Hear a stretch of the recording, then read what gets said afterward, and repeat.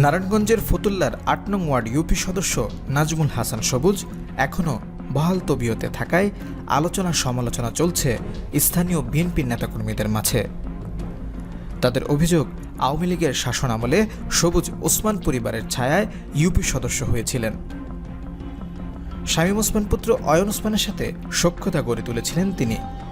বিশেষ করে ফতুল্লা থানা যুবলীগের সাধারণ সম্পাদক ও ইউপি চেয়ারম্যান ফাইজুল ইসলামের সাথে সখ্যতা থাকায় অবদারপুল ও হাজীগঞ্জ এলাকায় ধরাকে সরাজ্ঞান করে চলতেন সবুজ মেম্বার। এলাকায় বিচার সালিসির নামে পক্ষপাতিত্ব করে টাকার কাছে বিক্রি হওয়া এবং স্বেচ্ছাচারিতা সহ প্রভাব খাটিয়ে চলার অভিযোগ রয়েছে এই ইউপি সদস্যের বিরুদ্ধে। নাম প্রকাশ না করার শর্তে স্থানীয় একাধিক সূত্র জানায়, নাজমুল হোসেন সবুজ ইউপি সদস্য হওয়ার পর থেকে ৮ নং ওয়ার্ডের বিভিন্ন এলাকা